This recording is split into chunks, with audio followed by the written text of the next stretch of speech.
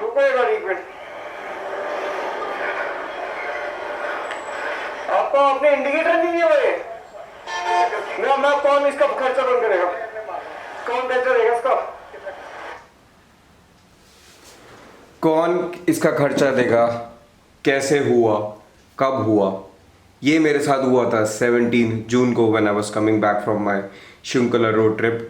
And जैसे ही मैंने Ambala highway cross करा, सडनली मेरे सामने आगे एक गाड़ी चल रही थी।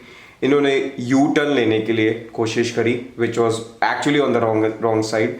यू टर्न लेने की कोशिश तो करी, प्लस इनसे जब पूरा तरीके से यू टर्न नहीं लिया गया, इन्होंने गाड़ी रिवर्स करी, जिसकी वजह से जो हमारा डिस्टेंस था वो इतना शॉर्ट हो चुका था कि मुझे पैनिक ब्रेकिंग करनी पड़ी एंड मैं इनकी गाड़ी के टेल में हिट कर चुका था। और उसके बाद ये हुआ। अराउंड 2 लाख से खर्चा है इसका। आपने ब्रेक नहीं दिया, आपने इंडिकेटर भी नहीं दिया। इन्होंने स्टार्टिंग में बोला मेरी गलती है, मैं मानता हूं। जब मैंने इनको बोला कि इसका खर्चा कौन देगा, इतने का खर्चा है, तो इन्होंने कहा मेरी गलती नहीं है। एंड मैं यही इनको बार बार दोहरा रहा था कि आपने इंडिकेटर तक नहीं दिए थे। अगर आपको रॉन्ग साइड पे भी जाना था, एटलीस्ट रनिंग हाईवे पे कुछ तो इंडिकेशन दो बॉस। नहीं दिया। चलो मैं अभी मेरी गलती हुई। JK02C। ये होता है अक्सर हाईवेज पे, और मैं ऑलरेडी इतनी एक टेंस सिचुएशन में था। एक तो लू चल रही थी, पैरों पे हीट लग रही थी, मेरे ऑलरेडी पैरों की तरफ दोनों लेग्स में स्किन बर्न हो चुके थे। बहुत ज़्यादा पारा था उस टाइम पे दिल्ली में, अराउंड 43-44 प्लस तो चल ही रहा था। और ये हादसा हुआ तो मैं तो बिल्कुल शॉक में था। एंड सबसे ज़्यादा गंदी बात की यार, मेरे साथ लाइफ में पहली बार हुआ, वो भी इस रोड ट्रिप पे जिसमें मैं ऑलरेडी इतनी कुछ चीज़ें झेल के आया था। और अभी तक आपने अगर वो मेरी रोड ट्रिप नहीं देखी हो शिंकुला की, तो पूरी प्लेलिस्ट का लिंक आ रहा है, डू वॉच इट आउट। बहुत ही खतरनाक रोड ट्रिप थी शिंकुला में जब हम ऊपर टॉप पे पहुंचे थे। उसके बाद ये सब दिमाग में चलता आ रहा है, और सो बस मन कर रहा था कि किसी तरह घर पहुंचो, और उससे पहले ये हो गया। तो आप ये जो लाइट का एक्सपोजर देख रहे हो ना बहुत ज़्यादा वीडियो में, वो इस वजह से है क्योंकि मैंने गोप्रो की सेटिंग्स एनडी फिल्टर के हिसाब से करी हुई थी। एंड एनडी फिल्टर की जो सेटिंग्स थी उसमें काफ़ी ज़्यादा लाइट एक्सपोजर रहता ही है। तो जब तक आप एनडी फिल्टर पुट नहीं करते हो या उस पर अप्लाई नहीं करते हो गोप्रो पे, या लगाते नहीं हो, तब तक उसकी एक्चुअल फुटेज नहीं दिखती है। तो इतना लाइट एक्सपोजर आपको दिखेगा ही दिखेगा। एंड ये चीज़ें मेरे को ध्यान में नहीं थी। जब मैं वापस आ रहा था तो मैं ऑलरेडी उस ब्लॉग नहीं कर रहा था, मैं कुछ शूट नहीं कर रहा था। बट जैसे ही मेरा एक्सीडेंट हुआ तो आई थॉट कि यार इसको कैप्चर कर लेना चाहिए, सो दैट एटलीस्ट मैं लोकल पुलिस को ये इन्फॉर्म कर सकता हूँ कि किसकी और किस वजह से ये एक्सीडेंट हुआ। कुछ ऐसा हाल हुआ था मेरी बाइक का। तो मैंने इनको बोला कि प्लीज़ आप अपनी गाड़ी को वापस हाईवे की तरफ लो, जिस डायरेक्शन में जाना है। और उस टाइम पे ऋषभ भी शायद मेरे से 1-1.5 घंटे दूर था, तो मैं उसको ऑल दो कॉन्टैक्ट नहीं कर पा रहा था। सर मेरे को तो नहीं लगी, मेरे को नहीं लगी सर। मेरा बाइक का बहुत एक्सपेंसिव खर्चा है इसका।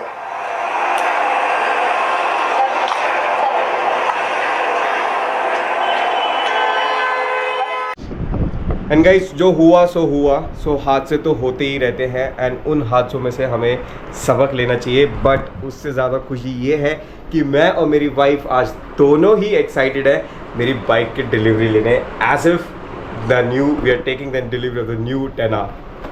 हाँ, मतलब लिटरली मुझसे ज़्यादा ना शायद मुझे आज मेरी वाइफ में एक्साइटमेंट लग रही थी कि यार प्लीज़ चलो चलो चलो। तेरी every week she used to ask कि बाइक कब आ रही है, बट आज दिन आ गए हैं, तो चलते हैं और हम कावासाकी। लेट्स गो।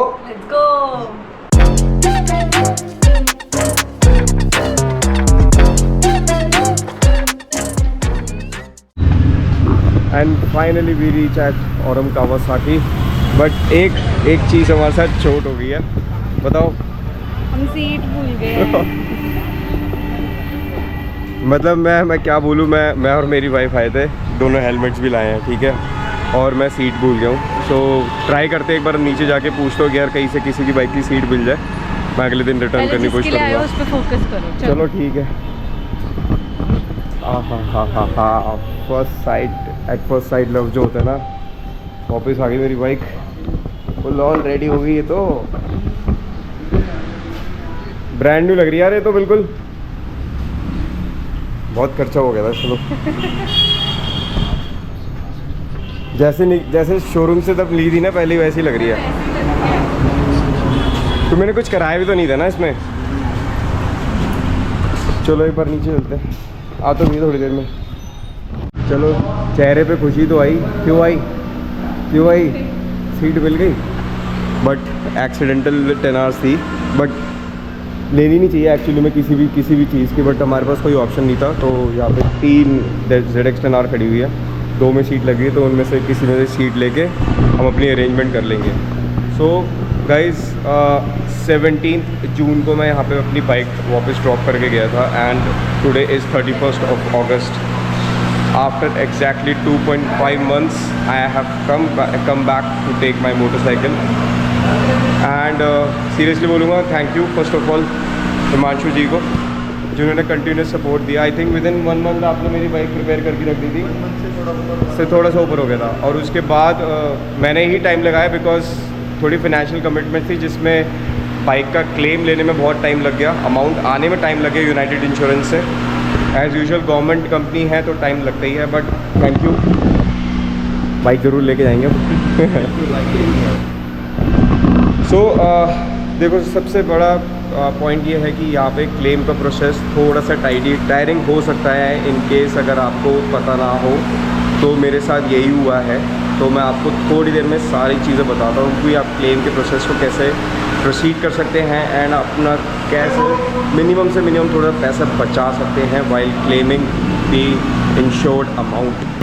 चलो गाइस फाइनली अब बाइक पे बैठते हैं, बट बहुत ज़्यादा सेक्सी लग रही है यार भाई, मज़ा आ गया देख के।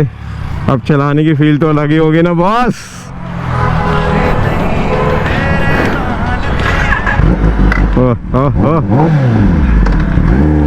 चलो लेट्स गो।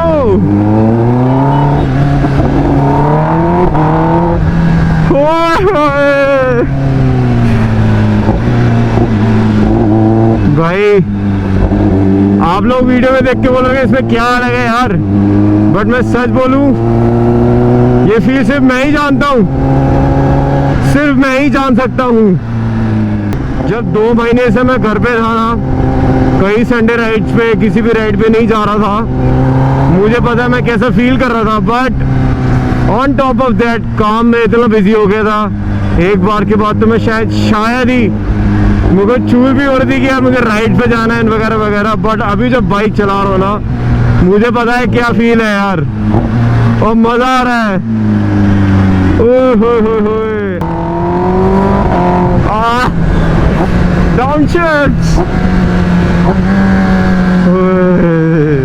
सुनने को तरस गया था बॉस मैं। अच्छा एक बार को तो ये भी लग रहा था कि यार 2 महीने के बाद कैसा फील होगा चलाने में। भाई बुरी आदतें छुट्टी नहीं है।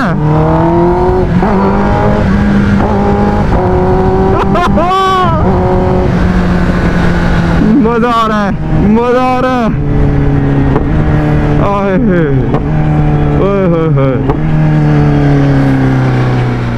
देखो एक्सीडेंट जो हुआ आपको सब कुछ पता चल गया डिटेल्स, ठीक है, but part by part actually में बाइक में क्या क्या इशू हुआ था, क्या क्या टूटा था, सब आपको मैं डिटेल बताने वाला हूँ। क्या एक्चुअल में प्राइसिंग बैठी थी सब बताऊंगा मैं।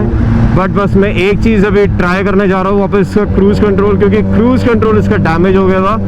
बेसिकली जब बाइक का इम्पैक्ट हुआ था ना, तो क्रूज़ कंट्रोल का शायद कोई स्विच टूट गया था, जिसकी वजह से क्रूज़ कंट्रोल काम नहीं कर रहा था। सेट हो गया भाई, cruise control is working fine thanks to Kawasaki. क्या बात है।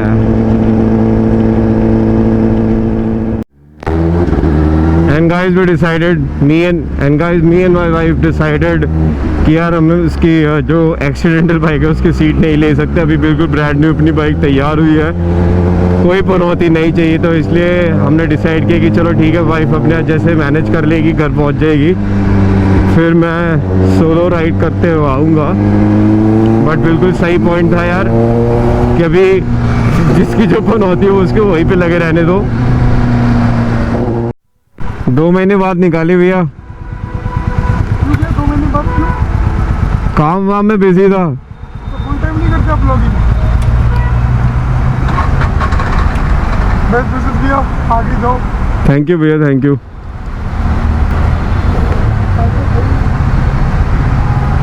दो महीने रेस्ट मोड पे खड़ी थी बाइक, बट इसकी अट्रैक्शन कम नहीं हुई। अरे भाई क्या करके मानोगे अब। फाइनली सम क्लीन स्ट्रेच, जहाँ थोड़ी 100 200 मजाक कर रहा हूँ गाइस, थोड़ा सा क्लीन स्ट्रेच मिलने का वेट कर रहा था, जिससे थोड़ा एक्सलेट करके देखे यार बाइक सही चल रही है नहीं चल रही, और बस और कुछ नहीं टेस्ट कर रहा हूँ। मेरे को क्या मज़ा आना है इसमें, मैं बस ये वेरीफाई कर रहा हूँ कि भाई जैसे दी थी वैसी मिली है ना।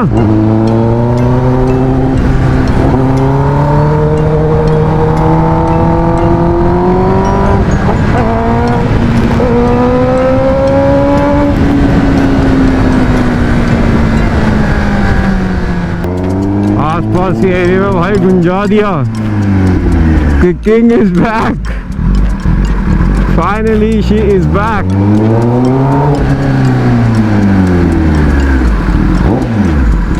Welcome to home sweet home. बहुत गंदा हो रहा है बाहर से आज, फिर लग रहा है बारिश धूल मिट्टी हुई है, बट नेवरदलेस बेबी को उसकी जगह खड़ी करते पहले। Come baby, let me welcome you home. बहुत अच्छी लग रही है यार आगे से तो। एंड गाइस फाइनली अब मैं आप लोगों को साइड बाय साइड कंपैरिजन करके बताऊंगा कि बाइक में मेरी एक्चुअली में क्या क्या डैमेज हुआ था। देखो गाइस, सबसे पहले जो मेजर ऑब्जर्वेशन आप लोगों को भी दिखी होगी वो था फेयरिंग का क्रैक होना। तो आप ये देख सकते हो कि मेरी फेयरिंग कहाँ से कहाँ तक क्रैक हुई थी। हो सकता था कि अगर ये सिर्फ यहाँ तक एंड होती ना, या फिर इस साइड तक एंड होती, तो शायद एक ही साइड की फेयरिंग बदलनी होती, और यहाँ से ये पूरा इसका प्रोजेक्टर का पार्ट निकल चुका था। तो ये देखो अभी पूरी की पूरी फेयरिंग लगी है, एंड फेयरिंग तो ठीक है, फेयरिंग टूटी। उसके बाद जो इनर काउलिंग होती है यहाँ तक भी इसमें क्रैक था। तो ये क्रैक यहाँ तक आइडेंटिफाई हुआ था। तो जो स्पीडोमीटर की जो काउलिंग है, यह ये वाली जो काउलिंग है, इन सब पे क्रैक आ गया था, जिसकी वजह से ये इनर साइड की और आउटर साइड की दोनों साइड की काउलिंग एंड फेयरिंग दोनों चेंज हुई थी। एंड इसके बाद मैं जब बाइक वापस चला के आया था तो मैंने सोचा कि चलो ठीक है, बाइक ज़्यादा देर चल तो रही है, सीधी चल रही है। मैंने सोचा कि चलो इसको क्रूज़ कंट्रोल पे सेट करके आ जाते हैं, बट जैसे ही मैंने क्रूज़ कंट्रोल सेट करने की कोशिश करी तो क्रूज़ कंट्रोल भी नहीं चल रहा था। तो आई नोटिस्ड कि क्रूज़ कंट्रोल का यहाँ पे एक सेंसर लगा होता है, इधर इसका पूरा एक स्विच है, and this also got dislocated, तो जिसकी वजह से क्रूज़ कंट्रोल भी चलना बंद हो गया था। तो क्रूज़ कंट्रोल भी एडिशनली उसका एक स्विच डला पूरा, ठीक है। तो ये एक साइड की फेयरिंग हो गई। तो जो इसका प्रोजेक्टर है ये भी पूरा चेंज हुआ है। ऑफ कोर्स तो कंपनी ये तो नहीं देगी कि आपको एक ही सिंगल प्रोजेक्टर दे, तो पेयर ऑफ प्रोजेक्टर्स आने थे। ऑल्दो ये वाला प्रोजेक्टर मेरा बिल्कुल सही था, फिर भी पेयर ऑफ प्रोजेक्टर्स आ गए। सबकी कॉस्ट बताने वाला, क्योंकि एक एग्जॉस्टिव सी लिस्ट है मेरे पास। तो जब मेरी बाइक इम्पैक्ट हुआ तो आई नोटिस कि जब मैं थोड़ा सा राइट हैंड साइड पे बेंड हो गया था, थोड़ा सा राइट हैंड साइड पे मैं गिर गया था, जिसकी वजह से मेरी राइट हैंड साइड की फेयरिंग में भी एक क्रैक आ गया था। तो बेसिकली मेरी ये राइट हैंड साइड की भी पूरी फेयरिंग चेंज हुई है। आप देख सकते हो बिल्कुल ब्रांड न्यू फेयरिंग लगी हुई है with the Kawasaki stickers. I also noticed कि मेरा जो ब्रेम्बो का लीवर है, ब्रेक लीवर है, ये भी बेंड हो चुका था, जिसकी वजह से कंपनी ने मुझे पूरा का पूरा ब्रांड न्यू लीवर भी प्रोवाइड कर दिया। हो गया था, यहाँ तक भी फेयरिंग में क्रैक था। तो बेसिकली जो रैम एयर की जो स्पेस थी, ये जो रैम एयर की जो काउलिंग है, ये भी चेंज हुई थी। तो पूरा एंटायर जो फ्रेम है मेरा पूरा चेंज हुआ था। मेरा जो ये फ्रंट का जो फेंडर है, इसमें एक थोड़ा सा स्क्रैचेस आए थे, तो आई थॉट कि वो भी चेंज होगा, बट इन्होंने बिल्कुल क्लीन करके फेंडर बिल्कुल ब्रांड न्यू दे दिया मेरे को वापस क्लीन करके। तो लिस्ट तो भाई काफ़ी बड़ी है, अराउंड 32 आइटम्स की लिस्ट है। पर जिस हिसाब से मुझे डैमेज दिख रहा था, मैंने कहा यार फेयरिंग का डैमेज है, प्रोजेक्टर का एंड ऑल है। फिर जैसे धीरे धीरे और पार्ट्स निकलते आए, जिन्होंने पूरी फेयरिंग खोली, तो मुझे लगा यार अंदर बहुत कुछ टूटा फूटा है इसका, एक इम्पैक्ट की वजह से। तो अमाउंट जो मुझे कावासाकी ने दिया था वो है 3,63,580 रुपीज़। सो सबसे पहले एक चीज़ बता देता हूँ, जब भी आप अपनी बाइक सबमिट करने जाते हो क्लेम के लिए, तो एक फाइल चार्ज लगता है, राइट। मुझे लगा था इनिशियली फाइल चार्ज अराउंड 2000 का होगा, तो कावासाकी में था 3000 plus 18% GST, which is approximate 3500 rupees for the file charge. उसके बाद मैंने जब अगले दिन मैंने बाइक के फॉर्म वॉर्म भरने के लिए, जिसमें मुझे क्लेम की डिटेल सारी भरनी थी कि मेरा एक्सीडेंट कैसे हुआ, तो उसमें भी एक डिक्लेरेशन फॉर्म था। तो जो कि मैंने जब मैं एक्चुअली में बाइक मेरा सर्वेयर आया था तब मैंने डिक्लेरेशन फॉर्म को रिविजिट करा, उसमें पढ़ा था दोबारा कि उसमें एक मिनिमल अमाउंट ऑफ परसेंटेज की सैल्वेज फीस लगेगी। वो भी मैं आपको बताता हूँ कि क्या है एंड उसको आप किस तरीके से आप कम से कम पैसे में वेव ऑफ करा सकते हो। तो देखो यार, सबसे पहले चीज़, जब भी आप अपनी बाइक सबमिट करने आते हो ना क्लेम के लिए, तो मेक श्योर कि आपकी जो स्टोरी, जो एक्चुअल इंसिडेंट हुआ ना, वो एक्चुअली में होना चाहिए, या जो भी आप स्टोरी लिख रहे हो ना, it has to be very very relevant to the damage incurred by your motorcycle. जो आपकी मोटरसाइकिल में डैमेज हुआ है उसके हिसाब से आप अपना इंसिडेंट एक्सप्लेन करोगे, जो तो उससे क्या होगा, सर्वेयर को भी हेल्प मिलती है, ब्रांड कावासाकी ब्रांड को भी हेल्प मिलती है कि वो कैसे कन्विंस कर सकते हैं टू द सर्वेयर कि भाई ये पार्ट्स तो हमें क्लेम में चाहिए ही चाहिए, सो दैट आपका कोई भी डैमेज हो वो मिस ना हो। तो इस वजह से कुछ चीज़ें ऐसे हो सकती है जो आपका इंसिडेंट रिलेट ही नहीं कर पाया और वो सर्वेयर कन्विंस ही नहीं होता है, एंड वो क्लेम शायद पास भी नहीं होता जो आपका एक्चुअली में डैमेज हुआ भी होगा। दूसरी चीज़ ये थी कि सैल्वेज फीस, मुझे नहीं पता था कि सैल्वेज फीस अब तक की होती थी। सुपर बाइक्स में मेरा सबसे पहली बार एक्सीडेंट हुआ, तो मुझे नहीं पता था। तो ऑफकोर्स मेरी गाड़ी में हुआ था पहले, तो कभी आज से मैंने सैल्वेज फीस नहीं दी। तो सैल्वेज फीस होती क्या है कि जब आपका पार्ट कोई बाइक का डैमेज हो जाता है, तो कंपनी, इंश्योरेंस कंपनी क्या बोलती है, या तो दो तरीके होते हैं, या तो वो खुद ले जाए डैमेज पार्ट को जिसकी ट्रांसपोर्टेशन लगती है वगैरह वगैरह, जो बस सामान बेचेंगे, या वो अपने वेयर हाउस में रखेंगे, तो उसके लिए एक मिनिमम फीस चार्ज करते हैं, which is around 5% of your total claim. अगर मैं एक्चुअली बोलूँ, मैं 3,63,000 का था, तो मुझे लग रहा था कि मुझे 15 से 20,000 रुपये देने पड़ जाएंगे। फिर मैंने और रिसर्च करी इसके बारे में, मैंने कहा सैल्वेज फीस तो समथिंग लाइक कि आपका पार्ट डैमेज हो गया तो आप कस्टमर को दे दो, कस्टमर उसको बाहर जाके बेच सकता है। बट प्लास्टिक का सामान है यार, उसमें टूटा फूटा है, वो कबाड़ी को बेच के भी 50-100 रुपये मिलेंगे, उसके ऊपर क्या मिलेंगे। सो आई रिक्वेस्टेड द सर्वेयर कि बॉस प्लीज़ आप इस सैल्वेज फीस को आप कंसिडर करो, कि क्योंकि प्लास्टिक का सामान है, आप इसको कितना से मिनिमम कर सकते हो। So he considered and he charge में around 47-20 rupees for the salvage fee. हो सकता है कि आप जो लोग व्यूअर्स देख रहे हैं उनके पास कुछ और ऑप्शन भी होंगे कि सैल्वेज फीस को और इससे क्या मिनिमम करा सकते हो, या बिल्कुल भी आप वेव ऑफ करा सकते हो। Please do put your feedback in the comment section कि आप लोग बता सकते हो, जिससे कि व्यूअर्स को भी पता चल सके कि इसको हम कम से कम कैसे करा सकते हैं। एंड मेरी जो इंश्योरेंस थी वो थी यूनाइटेड इंडिया से। मेरे पास जितने भी मैंने add on possible add on ले सकता था, मैंने अपनी इंश्योरेंस पॉलिसी में ले रखे थे। मुझे लगा था हैसल फ्री मेरा क्लेम होगा, कैशलेस होगा, बट कावासाकी में पता चला कि भाई कैशलेस तो होता ही नहीं है। इट मीन्स जब आपने कोई आपका इनवॉइस बना, आपकी बाइक प्रिपेयर हो गई, तो मेरी बाइक 17 जून को सबमिट हुई थी, 19 जुलाई को बाइक प्रिपेयर हो चुकी थी, 22 को सर्वेयर ने रिपोर्ट आके जनरेट कर दी थी। इट मीन्स कि अब मैं अपनी बाइक पिक कर सकता हूँ, but it was due to my financial commitment and due to the cashless policy which is followed at Kawasaki. उन्होंने ये रिक्वेस्ट करी थी कि अगर आपको बाइक जल्दी चाहिए तो आप एज अ कस्टमर वो फुल अमाउंट पे कर सकते हो, एंड देन आपको इंश्योरेंस कंपनी से रीएम्बर्समेंट मिल सकता है। But due to some financial commitments I was not able to do that, and मैंने बोला कि I would wait for the insurance company to give the amount to Kawasaki. But मुझे नहीं पता था कि मेरा ये प्रोसेस इतना टायरिंग हो जाएगा। I waited around more than 1.5 months to receive the amount from insurance company to Kawasaki। मैंने इतने फ़ोन घुमाए कि आप पूछो मत। मेरे पास लिटरली अब यूनाइटेड इंश्योरेंस के हेड का कॉन्टैक्ट्स के इतने कॉन्टैक्ट्स बन चुके हैं कि हम वो भी जानते हैं कि प्रतीक रुस्तगी है कौन। As a customer you have to follow up each and every day once the surveyor submits the report. तो ये तो आपको इंश्योर करना है, वरना आपने जिस भी एजेंट से इंश्योरेंस ली है प्लीज़ उसको पुश करो, वरना आपका क्लेम ऐसे पास नहीं होने वाला। तो मेरे लिए तो बहुत ज़्यादा टायरिंग था, इस वजह से मुझे पूरे अराउंड 2.5 मंथ्स लग गए थे।